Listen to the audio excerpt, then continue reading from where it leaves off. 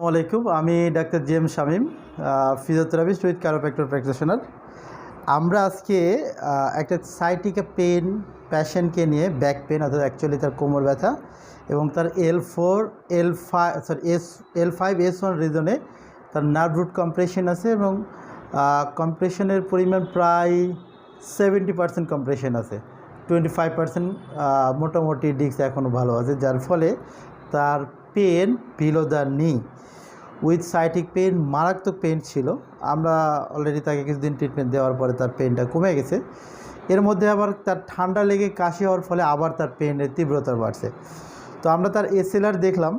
ভাই পাটা তুলেন দেখি, ব্যথা লাগছে কোমরে? এই পজিশনে তার ব্যথা লাগতেছে, নামান। ওই পা তুলেন, লাগে? আচ্ছা, এটা লাগছে। যদিও আমরা তাকে অলরেডি ট্রিটমেন্ট দিয়ে দিয়েছি, তবে এই ক্ষেত্রে আমরা বাসায় কি করব? যাদের কোমর ব্যথাতে পা তো উঠতেছে না, এসএলআর উঠতেছে না, পা উঠতেছে না, তাদের ক্ষেত্রে আমাদের করণীয় কি? খুবই সিম্পল। আমরা ফার্স্ট ইলোসোয়াস মাসেলটাকে বা সোয়াস মেজর বা সোয়াস মাসেলটাকে কারেকশন করব, দেন অ্যান্টার স্লিংটা কারেকশন করে দেব। তাতে সাথে সাথে পেন অনেকাংশে কমে যাবে, উইথ আমাদের পাইরিফেরাস মাসেলটাকে একটু রিলিজ করে দেব। তাহলে যাদের কোমর ব্যথা, যারা পা উঠতেছে না, হাঁচি কাশি দিলে ব্যথাটা পায়ের নিচের দিকে নেমে যাচ্ছে, তাদের সহজে পেনটা কমে যাবে। তাহলে করণীয় কি? বোথ স্লিং, আমাদের যে পাশে ব্যথা রেফার করতেছে ঠিক তার অপোজিট পাশের ইলোসোয়াস মাসেলটা আমরা চেষ্টা করব দুই সাইডের মাসেলটাকে রিলিজ করব এবং পালপেশন করে দেখব কোন সাইডে পেন আছে। পাড়া তুলেন তো ভাই, লাগে? এবং আমরা যখন সেম সাইডের পা তুললাম এবং ইলোসোয়াস মাসেলটাকে একটু রিলিজ করতেছি, দেখেন পাটা কিন্তু অনেকটা উঠে গেছে, এসএলআরটা বেড়ে গেল। নামান। আমরা যে এরিয়াতে ইনজুরি আছে সেই এরিয়া বরাবর আমরা একটু প্রেশার দিই, জাস্ট সোয়াস মাইনর নেন ভাই, তুলে নেবার। লাগে? একদম পেন নেই এবং এসএলআর কত উঠে গেছে দেখেন, নামান।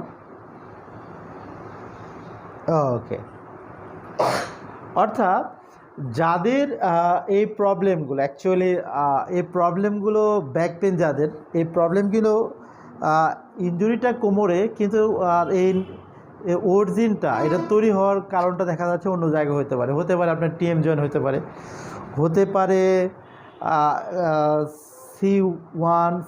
C1 ভার্টিব্রা হইতে পারে আপনার ট্যালাস বোন হইতে পারে।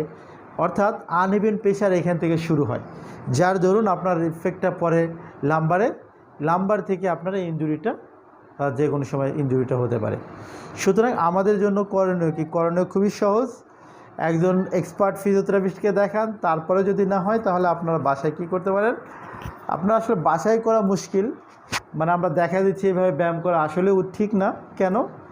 অ্যাকচুয়ালি কোন ধরনের ব্যায়াম দরকার আমরা সেটা ডায়াগনোসিস করে দেন আমরা বলে থাকি যে এই ধরনের ব্যায়াম করা দরকার। অথবা উল্টাপাল্টা ব্যায়াম করলে আপনার পেন বেড়ে যেতে পারে। সহজ কথা, যেটা ইম্পর্ট্যান্ট কথা আমরা কাট করে নেব, এটা লাইভ না। তো ইম্পর্ট্যান্ট কথা হলো, যাদের কোমর ব্যথা, সাইটিকা পেন, এই পেন নিমিষেই দূর করা সম্ভব যদি প্রপার ডায়াগনোসিস করা যায়। লাইক দিস, আপনি কোন কোন মাসেলটাকে কারেকশন করবেন সেটাকে আপনাকে জানতে হবে, অর্থাৎ কোরিলেশনটা, এবং পেনটা কোথায় থেকে হচ্ছে সেটা আপনাকে জানতে হবে। এটা যদি জানা যায় পেন সহজে রিমুভ করা সম্ভব। ওকে, সকলকে ধন্যবাদ। যে ব্যথাটা নিয়ে আসলেন নাই, সারা রাত যে ব্যথা দিয়ে কষ্ট পেয়েছেন সেটা নেই। অ্যাকচুয়ালি হয়, আসেন সামনে, অ্যাকচুয়ালি হলো কি, আমরা কি করলাম যে তার সাইটিকা পেন করলামটা কি, আমরা যে কাজটা করে থাকি তাকে প্রপার ডায়াগনোসিস করে থাকি। সাইটিকা পেন হয়েছে, সাইটিকা পেনটা কে তৈরি করতেছে, আমরা সিমটমের ট্রিটমেন্ট করি না, আমরা করি কারণের, কোন কারণে আপনার হচ্ছে। তো সেই অনুযায়ী ট্রিটমেন্ট করলে একজন সাইটিকা পেন, যে কোনো পিএলআইডি পেন সহজে ভালো করা সম্ভব। লাইক দিস, এটা কিভাবে বাড়তে পারে? আপনার হাসি কাশি যে কোনোভাবে মুভমেন্টে করতে গিয়ে আপনার পেনটা বাইরে যেতে পারে। এই ভাই কালকে সারা রাত কষ্ট পাইছে, আমরা কিন্তু জাস্ট মাসেলটা কারেকশন করলাম, তার পেন এত কম। নিচে বসেন, একটু ওঠেন। এনার খুব বাজে অবস্থা ছিল, এক সাইডটা একেবারে কেমন ছিল ভাই? প্যারালাইসিসের মতো ছিল, হাঁটতে পারতো না। আলহামদুলিল্লাহ আমি অনেক সুস্থ আছি, এখন অনেক সুস্থ আছে, যদি ওনার কাজ হচ্ছে। ওকে, থ্যাংক ইউ সবাই, ঠিক আছে।